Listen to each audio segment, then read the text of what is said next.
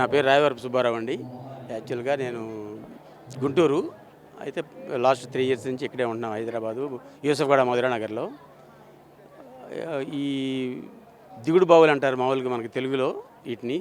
Step well అంటే పూర్వకాలంలో రైతులు పొలాల్లో కూడా పెట్టారు ఇలాంటి దిగుడు బావులు. ఇక్కడ 100 ఎకరాలకు 200 ఎకరాలు ఎవరైనా భూస్వాములు ఉంటారు కొంతమంది, ఎక్కువ పొలం ఉండేవాళ్ళు. వాళ్ళు దిగుడు బావి దేవి అక్కడికి వచ్చిన చుట్టుపక్కల రైతులందరూ వచ్చినప్పుడు వాళ్ళకి డ్రింకింగ్ వాటర్ పర్పస్గా తవ్వేవారు. అప్పుడు చాలా లోతు దాకా కింద దాకా మెట్లు కడతారనమాట దానికి చుట్టూ. వాటరు వేసవికాలం వచ్చినప్పటికి నీళ్లు ఇన్డెప్త్కి వెళ్ళిపోతుంటాయి. అప్పుడు రైతులు ఒక్కో మెట్టు కిందకి దిగుతా మంచినీళ్ళు తీసుకొచ్చుకొని తాగుతుండేవాళ్ళు. వర్షాలు పడ్డప్పుడు మళ్ళీ నిండుతుండేదనమాట.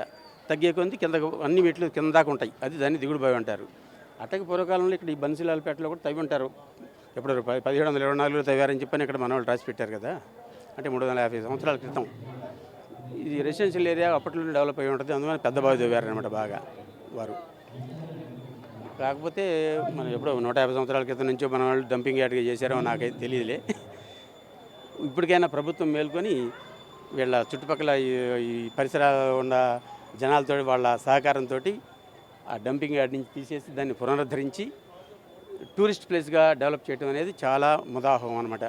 మన గవర్నమెంట్ వారిని, కేటీఆర్ని కానీ వారిని ఒప్పుకోవచ్చు. దానివల్ల ఏంటి, విజిటర్స్ వస్తారు, ఇట్లా ఈ సరౌండింగ్ కూడా ఈ రోడ్లన్నీ కూడా నీట్గా బాగు చేశారు. అయితే ఈ బావి చుట్టూ ఉన్న ఈ పురజనులు కూడా దీన్ని ఇలాగే నీట్గా మెయింటైన్ చేసేటట్టుగా ఉండాలి. చుట్టూ సీసీ కెమెరాలు పెట్టి ఏదన్నా డస్ట్ వేసే వాళ్ళకి పెనాల్టీ కూడా విధించాలన్నమాట. అప్పుడు ఎక్సలెంట్గా ఉంటుంది. ఓన్లీ టూరిస్ట్ ప్లేస్ అంటే బ్యూటిఫుల్గా ఉండాలన్నమాట.